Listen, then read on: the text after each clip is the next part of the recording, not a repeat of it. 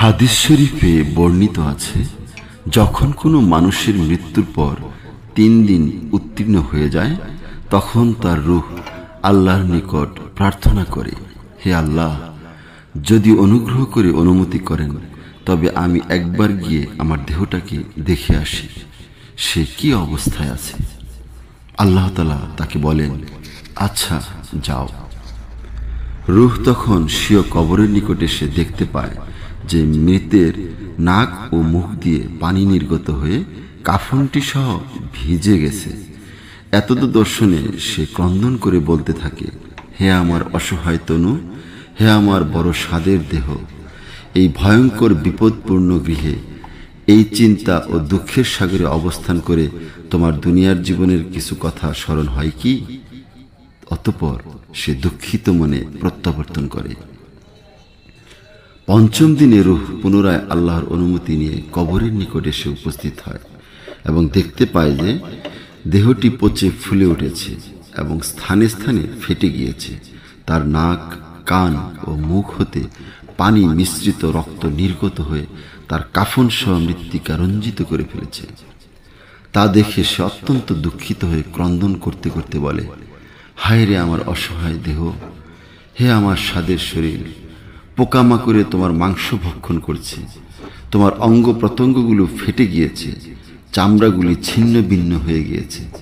এখন এই চিন্তা ও দুঃখময় গৃহে, এই সাপ বিচ্ছু ও পোকামাকড়ে পরিপূর্ণ অন্ধকারময় গৃহে অবস্থান করে তোমার দুনিয়ার জীবনের কথা কিছু মনে পড়ে কি?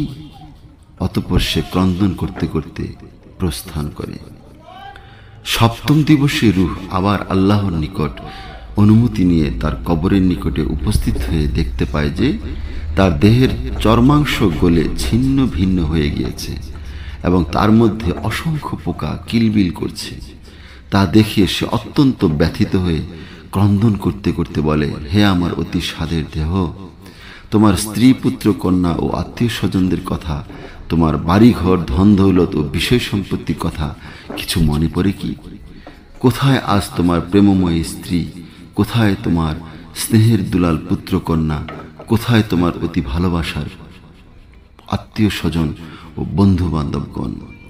আজ এই অসহায় অবস্থায় তোমার দুনিয়ার জীবনের সুখ শান্তি ও আরাম আয়েশের কথা কিছু স্মরণ হয় কি? হযরত আবু হুরায়রা রাদিয়াল্লাহু আনহু হতে বর্ণিত আছে, রাসূলুল্লাহ সাল্লাল্লাহু আলাইহি সাল্লাম বলেছেন, যখন কোনো মুমিন ব্যক্তির মৃত্যু হয় তখন তার রূহ মাসাধিককাল পর্যন্ত তার বাড়ির আশেপাশে ঘোরাফেরা করতে থাকে।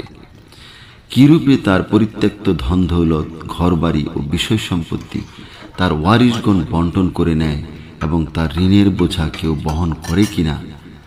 হযরত ইবনে আব্বাস রাদিয়াল্লাহু আনহু বলেছেন, প্রত্যেক বৃহস্পতিবার দিবাগত রাত্রি হতে শুক্রবার জুমার নামাজ শেষ হওয়া পর্যন্ত, উভয় ঈদের দিনে, আশুরার দিনে, আশুরার রাত্রে, রজব মাসের প্রথম জুমা রাত্রে, শবে মেরাজের রাত্রে, শবে বরাতের রাত্রে, জুমাতুল বিদার রাত্রে এবং শবে কদরের রাত্রে যাবতীয় মৃত ব্যক্তির রূহ মুক্তি পেয়ে দুনিয়ার বুকে অবতরণ করে আপনাপন বাড়ির আশেপাশে ঘুরে বেড়ায় এবং গৃহের ধারে দাঁড়িয়ে বলে, তোমরা কিছু সদকার দ্বারা আমাদের উপকার করো, আমরা বড় অভাবগ্রস্ত, বড় পরমুখাপেক্ষী।